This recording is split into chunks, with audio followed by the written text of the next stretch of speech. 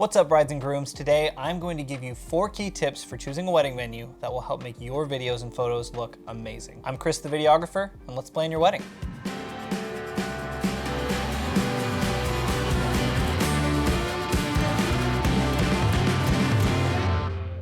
So you started planning a wedding, and before you can solidify your date and book all your vendors, you gotta find your venue. And not just any venue, but your perfect venue. This can be such a headache because there are a million things to consider. The contract, the food and beverage policies, the price, the location, it's a lot. And above all, you want it to look great. You want the photos and videos to be amazing, and choosing the right venue is a big part of that. Just FYI, if you're looking for a video that has info and tips about contracts and liquor license, I'm not gonna cover everything here because I think there are already some videos that have done a pretty thorough job of that elsewhere, and I'll link one in the description for you. This video is all about finding a venue that will give your photographer and videographer an incredible environment for capturing all your memories. So if that's not what you're looking for, I'd go check out a different video. And now, because I'm a YouTuber, I have to do a 25-second plug, but then we're gonna get right into the video. Would you like info and resources for planning your wedding from a professional who knows the industry? Well, that's what I'm all about. I'm a wedding videographer who loves helping brides and grooms like you plan their dream wedding. On this channel, I provide info, free resources, my perspective as a wedding filmmaker, and more. If that sounds like something you'd be interested in, then consider subscribing because it costs you literally nothing and you can always change your mind if you get tired of seeing my face. Also, if you're getting married and need a venue in Northern California, I just created a free guide to my top 5 venues in NorCal, and you can find that in the description below. Now that we got that out of the way, let's check out our first tip.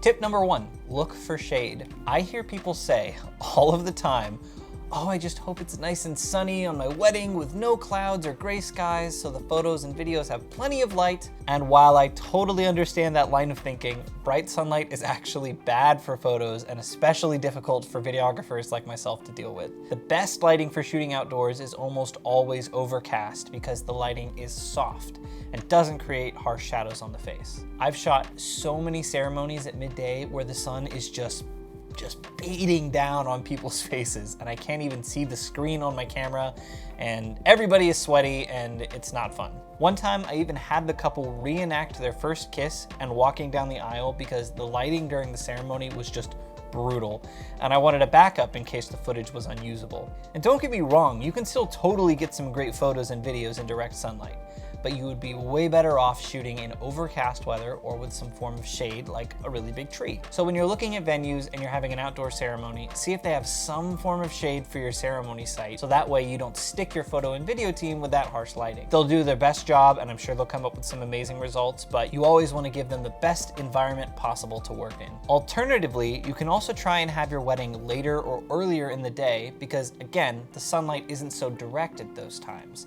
Which brings me to my next tip. Tip number 2, tour at the right time. Ideally, you should tour your potential venue at roughly the same time of day that you're imagining for your ceremony. This can give you a really good idea of the lighting conditions your photographer and videographer will be working with. If you're not sure what the ideal ceremony time is for photo and video, just check when the sun will be highest around that time of year that you're planning on getting married and avoid that time like the plague. The obvious exception would be if the shade you're working with looks best at a given time, so it really all depends. But it's important that you do your research, which is why I made this next tip. Tip number 3, look at videos and photos that were taken there. All right, this one seems way too obvious, but let me explain. When you're looking at a venue's website, they will undoubtedly have photos and maybe even have video available to give you an idea of what the venue looks like. While these are fine for getting a general feel for the venue, they aren't great for picturing your wedding and what it would look like there. If you want a real idea of what your video and photos could look like, see if you can find artists who have worked with that venue before. Even if you have your photo and video team picked out already, it can be so helpful to see what others have been able to shoot at a particular venue. You can also ask them about their experience with the staff, the lighting, and if they found any particular locations on site that they really enjoyed shooting at.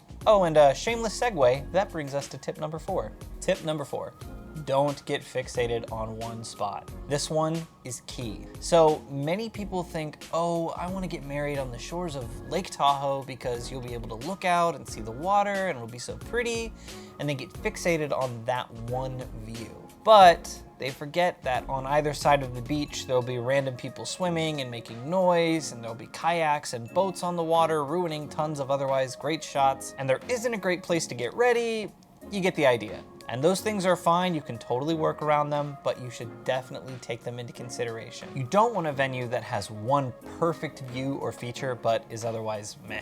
You want a venue with versatility, a gorgeous dressing room for getting ready shots, a nice open ceremony space, a beautiful field for sunset photos, a small vineyard for couple shots. Basically, you want options. So as you tour a venue, see how many aesthetically pleasing places you could see yourself nabbing a photo or video clip in. And get weird. Look for little alleys, fences, a tree with lights. I actually shot a wedding at a venue that had this small stairwell that was perfect for shooting dress shots beforehand. I mean, like, it was the best dress hanging location I have ever seen. And I'm not saying your venue has to have a special dress hanging stairwell, but it can't hurt. Okay, before a quick recap and a bonus tip, I wanted to let any of you California brides know that I just finished creating a free guide to my favorite wedding venues in Northern California that I filmed at, and it is available to download in the description below. It has info about each venue's amenities and services, my personal experience there, photos and video from the venue, and more. Okay, quick recap. Tip number 1, look for shade. Harsh midday lighting is bad. Avoid if at all possible. Tip number 2, tour at the right time. This helps you get an idea of what your venue will really look like on your wedding day. Tip number 3, look at videos and photos that were taken there. Venue pictures are great, but if you want an idea of what your wedding could look like at a particular venue, you should definitely see what other people's weddings looked like at that same venue. And tip number 4, don't get fixated on one spot. Versatility is key. You're not gonna stay in one place the whole time, and you want all your pictures and videos to look incredible.